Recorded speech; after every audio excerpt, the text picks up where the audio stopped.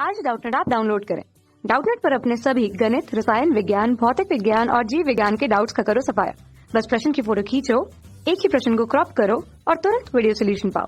अभी डाउनलोड करें। फ्रेंड्स, हमारा प्रश्न है, कोई साइकिल सवार किसी वृत्तीय पार्क के केंद्र ओ से चलना शुरू करता है तथा पार्क के किनारे पी पर पहुंचता है। पुनः वह पार्क की परिधि के अनुदिश साइकिल चलाता हुआ क्यू ओ के रास्ते जैसा चित्र में दिखाया गया केंद्र पर वापस आ जाता है। पार्क की त्रिज्या 1 किलोमीटर है। यदि पूरे चक्कर में 10 मिनट लगते हैं हो तो साइकिल सवार का फर्स्ट क्वेश्चन है कुल विस्थापन, सेकंड है औसत वेग तथा सी है हमारा औसत चाल क्या होगी। ओके, तो क्वेश्चन को हम जो इस फिगर के थ्रू समझते हैं। ये फिगर जो क्वेश्चन में दिया गया है बता रहा है कि जो है इस ओ बिंदु से, ये हमारी जो कोई पार्क है, पार्क की ये परिधि दर्शाई गई है। तो पार्क के केंद्र ओ से कोई व्यक्ति जो है साइकिल सवार जो है यहाँ से चलना शुरू करता है।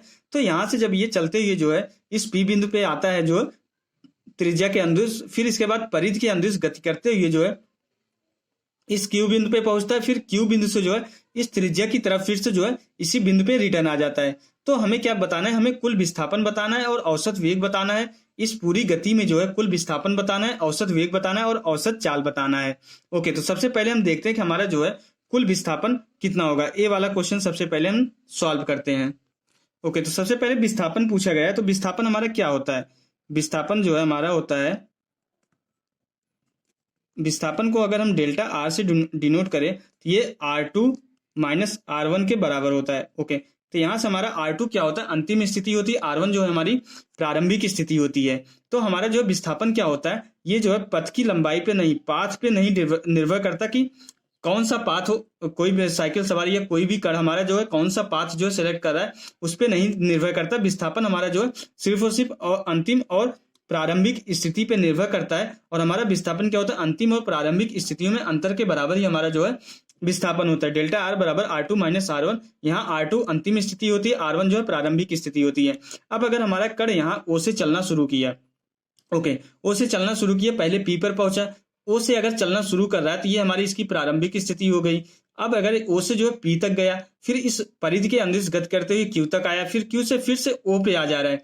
O से चलना शुरू किया और O पे रिटर्न आ गया। तो हमारा जो प्रारंभिक बिंदु और अंतिम बिंदु दोनों बराबर हो गए। मीन्स हमारी जो है प्रारंभिक स्थिति जो है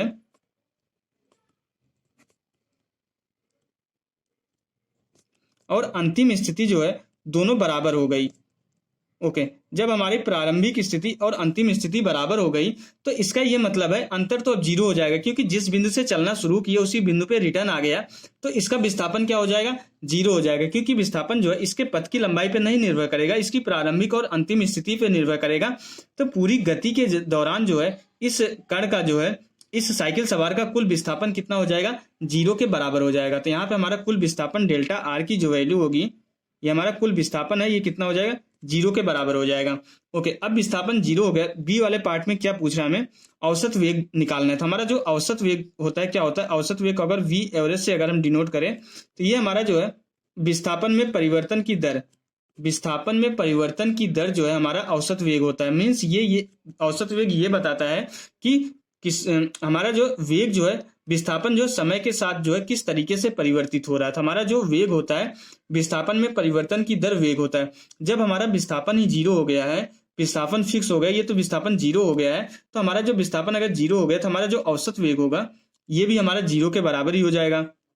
तो इस पूरी गति के दौरान जो पिंड का जो है, जो साइकिल सवार का औसत वेग होगा वो जीरो के बराबर होगा, क्योंकि पूरी गति के दौरान जो है साइकिल सवार का कुल विस्थापन जो जीरो हो गया, इसलिए इसका कुल वेग भी, औसत वेग भी हमारा जीरो हो जाएगा। अब इसके बाद जो है हमारा सी क्या पूछ रहा है, सी में हमें पूछ रहा है कि औसत चाल क्या होगी। अब हमारे यहाँ पे ये देखना है कि औसत चाल और औसत वेग में डिफरेंस यही होता है कि हमारी जो औसत चाल होती है ये हमारी दूरी पर निर्भर करती है और हमारा औसत वेग जो है विस्थापन पर निर्भर करता है। तो अगर व्यक्ति जो है साइकिल सवार जो ओ से चलना शुरू किया, अगर गति कर रहा है तो कुछ ना कुछ तो दूरी तय करेगी।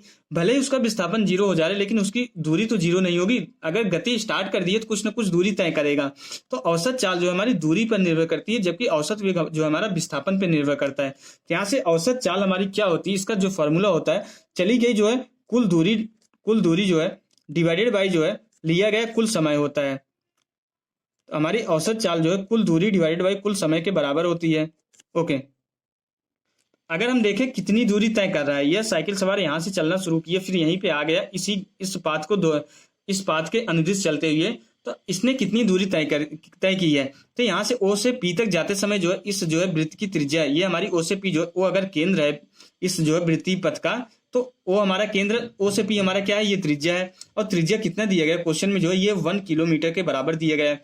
ओके, फिर उसके बाद पी से क्यू तक आने में जो है ये परिधि की अनुदिश गति कर रहा है। अगर ये हमारा 90 डिग्री है, अगर हम इसकी लंबाई निकाले, अभी हम कुल दूरी ही निकाल रहे हैं, तो पी क्यू की अगर लंबाई निकाले तो ये हमारा कितना 90 डिग्री कोण है। तो जो चाप की लंबाई होती है हमारे क्या होता है, थीटा, ये एंगल थीटा हमारा π/2 होता है। थीटा बराबर क्या होता है, इसका एक फॉर्मूला होता है, थीटा बराबर होता है हमारा चाप डिवाइडेड बाई जो त्रिज्या के बराबर होता है। आर यहाँ पे त्रिज्या होती है। तो अगर हमें PQ की लंबाई निकालनी है तो ये थीटा हमारा कितना हो जाएगा, π/2 90 डिग्री है, ये PQ डिवाइडेड बाई आर हो जाएगा। तो यहाँ से PQ की जो वैल्यू आएगी πr डिवाइडेड बाई 2 आएगी।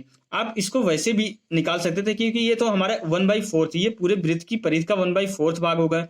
पूरी वृत्त की परिधि 2πr होती है, उसमें 4 का डिवाइड करेंगे तो भी इतना आ जाएगा हमारा। तो हमारी PQ की लंबाई, ये तो हमारी OP जो है त्रिज्या के बराबर हो गई, PQ हमारी πr डिवाइडेड बाई 2 हो गया, Q से O आ रहा है, ये फिर से त्रिज्या के बराबर ही हो जाएगा। तो यहाँ से हमारा जो है चली गई कुल दूरी कितनी होगी, r plus πr divided by 2 plus R. तो ये हमारी कुल दूरी हो गई। और लिया गया कुल समय कितना लिया जा रहा है, 10 मिनट लिया जा रहा है। ओके, सबसे पहले हम जो है कुल दूरी यहाँ पे लिखते हैं हम अपने फॉर्मूले में।